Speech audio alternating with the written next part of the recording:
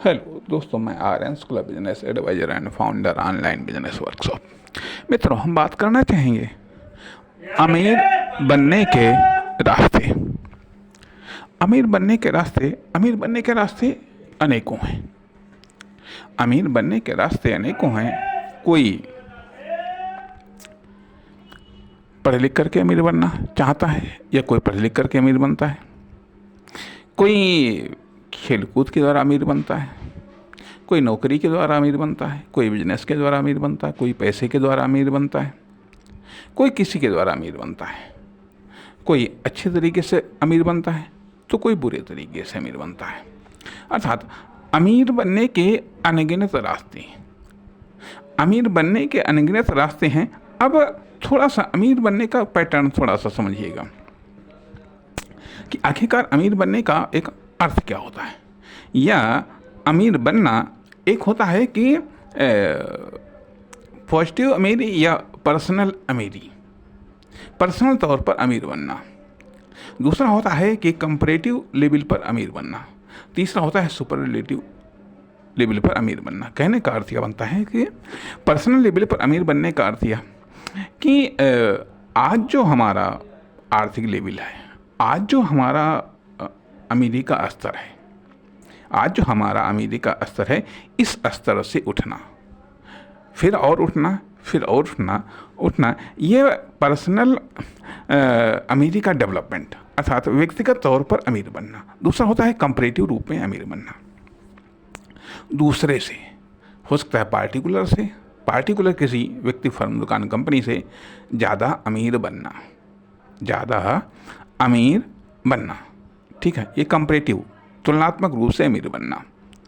फिर सामूहिक रूप में सबसे सुपर अमीर बनना, अर्थात किसी समूह में, किसी क्षेत्र में, किसी गांव, नगर, राष्ट्र में या दुनिया में सबसे अमीर होना।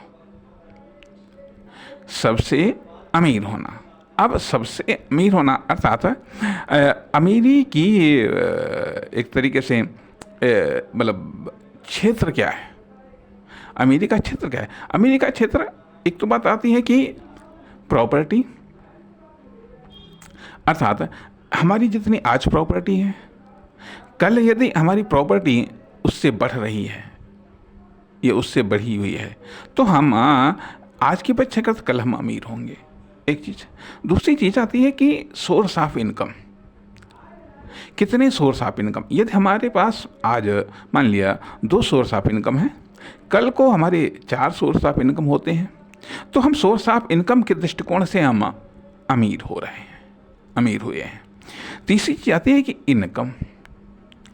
इनकम, अर्थात हम आज हमारी इनकम कितनी है, कल हमारी इनकम कितनी है होगी।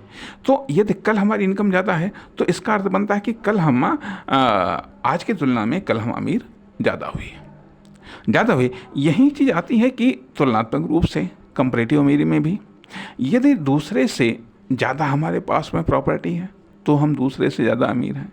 दूसरे से ज़्यादा हमारे पास में सोर्स ऑफ इनकम हैं तो हम दूसरे से ज़्यादा अमीर हैं। और यदि मान लिया दूसरे से ज़्यादा हमारी इनकम है, तो हम दूसरे से ज़्यादा अमीर हैं। अर्थात अब ये पर्सनल अमीरी व्यक्तिगत तौर पर अमीरी इसी पैटर्न पर आती है, ठीक है।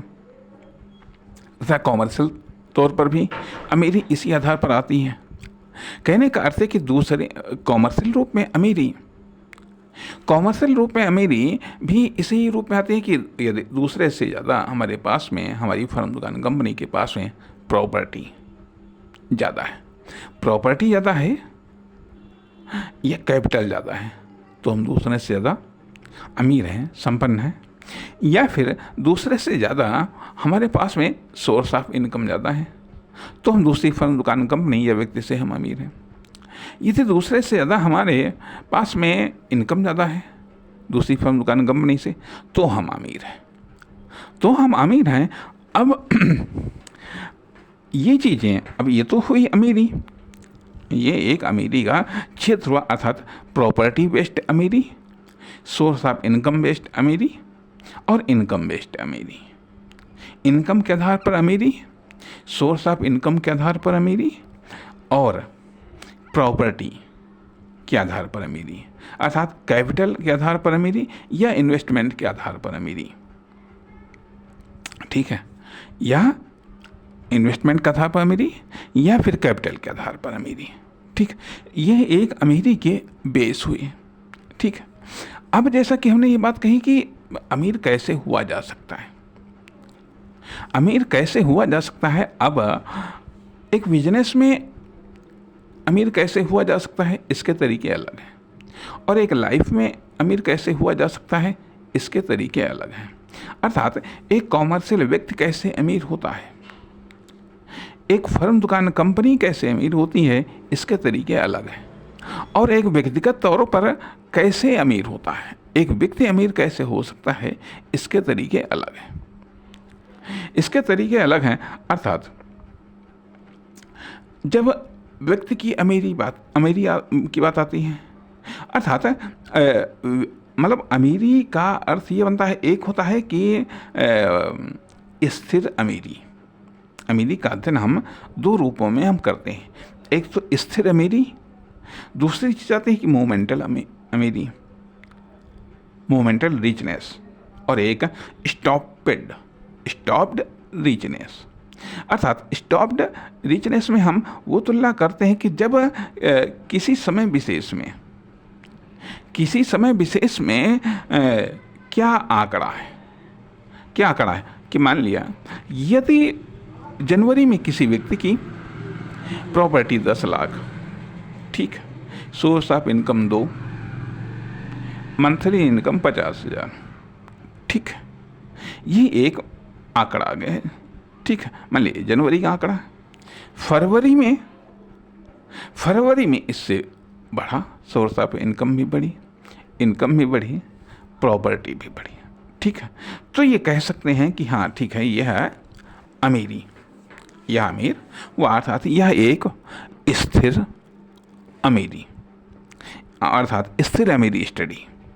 एक आंकड़ा है, जनवरी का अलग है, फरवरी का अलग है, मार्च का अलग है। ठीक है, या मान लिया प्रथम तिमाही का अलग है, द्वितीय तिमाही का अलग है, या प्रथम छमाही का अलग है, द्वितीय छमाही का अलग है, या मान लिया इस वर्ष का आंकड़ा अलग है, अगले वर्ष का आंकड़ा अलग है। तो ये जब पर्सनल अमीरी या इसी लेवल पर हम किसी फर्म दुकान कंपनी या किसी कॉमर्शियल एक्टिविटी करने वाले व्यक्ति की अमीरी का हम आकलन करते हैं। अर्थात और क्या है अमीरी? अमीरी देखा यह जाए कि इनकम और परचेजिंग, अर्थात आय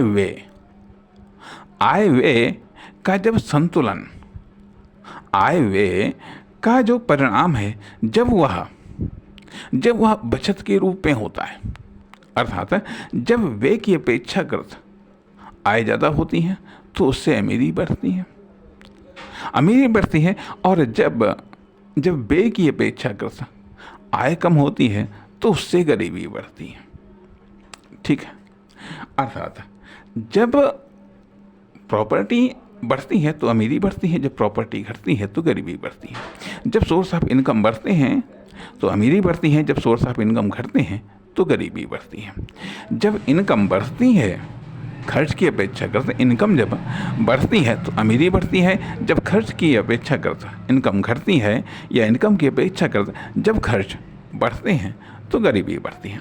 ये स्वाभाविक बात है, ये बड़ी सामान्य सी बातें हैं, ये बड़ी सामान्य सी बातें। यही चीज़ें लाइफ में भी आती हैं, यही चीज़ें कॉमर्शियल सेक्टर में भी आती हैं, यही चीज़ें फर्म दुकान कंपनी पर भी लागू होती हैं।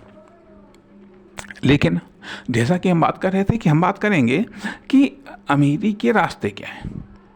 अब जैसा कि आपने यहाँ पर देखा कि 3 चीज़ों पर हमें अमीर बनने के लिए 3 चीज़ों पर फोकस करना होता है। 3 चीज़ों पर, अर्थात अमीरी का अर्थ यह बनता है कि जब हम अपनी, चाहे व्यक्तिगत तौर पर हो चाहे कॉमर्शियल लेवल पर हो, चाहे हम व्यक्ति के रूप में बात करें चाहे हम फर्म दुकान कंपनी के रूप में बात करें, कि जब हम बात करते हैं कि जो हमारी प्रॉपर्टी है, ये हमारा जो कैपिटल है, ये हमारा जो इन्वेस्टमेंट है, ठीक, जब जो हमारा कैपिटल है या इन्वेस्टमेंट है, अब यहाँ पर भी बात आती है कि हमारा जो कैपिटल है, कैपिटल है, यह जो प्रॉपर्टी है, यह इन्वेस्टमेंट है, यदि इस रूप में है जिसके रेट बढ़ रहे हैं, तो हम ऑटोमेटिक तरीके से हम अमीर हो रहे हैं, ठीक है। लेकिन यदि मान लिया ऐसी चीज़ में हमारा इन्वेस्टमेंट है या ऐसी हमारे पास में कैपिटल है, ठीक है, जो कि जिसके रेट घट रहे हैं, मान लिया उदाहरण के लिए कि यदि आपके पास में कि टोटल प्रॉपर्टी आपके पास में 1 करोड़ की है, टोटल प्रॉपर्टी आपके पास में 1 करोड़ की है, ठीक है, जिसमें आपके पास में 50 लाख की तो गाड़ी है, 50 लाख की गाड़ी है, 50 लाख की जिसमें 25 लाख का मकान है और 25 लाख रुपए आपने मकान में लगाए हैं। 25 लाख का प्लाट है और 25 लाख रुपए आपने मकान में लगाया, ठीक है। अब यहाँ पर क्या होता है, यहाँ पर ये होता है कि जो आपकी 25 लाख की जो ज़मीन है, ठीक है, इसके रेट तो बढ़ रहे हैं, लेकिन अब जो 25 लाख रुपए आपने मकान में लगाए हैं, ठीक है, 25 लाख रुपए जो आपने मकान में लगाए हैं, इसके रेट डाउन हो रहे हैं। कारण क्या होता है कि मकान की लाइफ जैसे जैसे समय गुजरता है उसकी लाइफ कम होती जाती है, तो परिणाम उसकी मार्केट वैल्यू कम होती चली जाती है, एक चीज़। दूसरी चीज़, 50 लाख की आपके पास में गाड़ी है, 50 लाख की आपके पास में गाड़ी है, भले ही आज के दौर में, आज की डेट में आपके पास में 1 करोड़ की प्रॉपर्टी, 50 लाख की गाड़ी है, अब गाड़ी की भी कीमत बराबर घट रही है,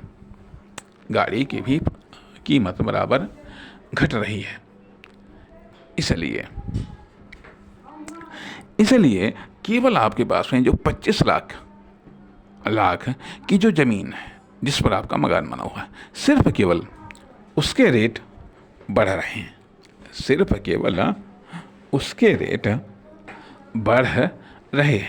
बाकी की चीज़ के रेट घट रहे हैं, एक चीज़। वहीं पर दूसरा है जिसके पास में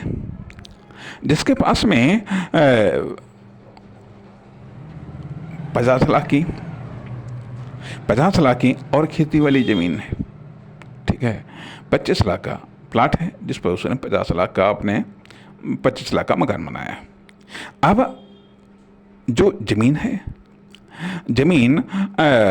जो जिस पर मकान बना है उसके भी रेट बढ़ रहे हैं, और जो प्रॉपर्टी है, जो अन्य ज़मीन है, उसके भी रेट बढ़ रहे हैं, तो स्वाभाविक बात है कि ये जो अब उसके जो मान लिया इसके पहले वाले में था केवल 25 लाख के रेट बढ़ रहे हैं, लेकिन इसमें 75 लाख के रेट बढ़ रहे हैं, एक चीज़ आ जाती है, ठीक। दूसरी चीज़ आती है कि मान लिया अभी यदि आपके पास में, ठीक है, 1 लाख बैलेंस है, अब किसी ने 1 लाख बैलेंस चालू खाते में रखा है, दूसरे ने 1 लाख बैलेंस फिक्स खाते में रखा है, तो स्वाभाविक बात है कि चालू खाते पर इंटरेस्ट कम है, फिक्स पर इंटरेस्ट ज़्यादा है, तो उसको ज़्यादा लाभ मिलेगा, ठीक। अर्थात उसकी प्रॉपर्टी की कीमत ज़्यादा तेज़ी से बढ़ रही है, इसलिए वो तुलनात्मक रूप से अधिक तेज़ी से अमीर हो रहा है। तथा मान लिया यदि किसी ने 1 लाख रुपए, ठीक है, 1 लाख रुपए किसी ने केवल सामान्य तौर पर सेविंग में जमा कर रखा है, दूसरे ने शेयर खरीदे हैं, अर्थात कहना ये दूसरे ने शेयर खरीदे, अब वो शेयर मान लिया बढ़ रहे हैं, ठीक है, वो शेयर मान लिया बढ़ रहे हैं, तो स्वाभाविक बात है कि सेविंग से ज़्यादा उसको इंटरेस्ट मिल रहा है, वो अधिक तेज़ी से अमीर हो रहा है, यह मान लिया पता चलता है अमीर तो हो रहा, लेकिन फिर अचानक से रेट उसके गिर गए, घटा हो गया, वो गरीब हो गया। कहने का अर्थ यह कि ये विभिन्न प्रकार की स्थितियाँ हैं, विभिन्न प्रकार की परिस्थितियाँ हैं, इसलिए यहाँ पर ये भी बात समझने वाली है जो कि हम बात करना चाहेंगे अगले भाग में। नमस्कार, धन्यवाद।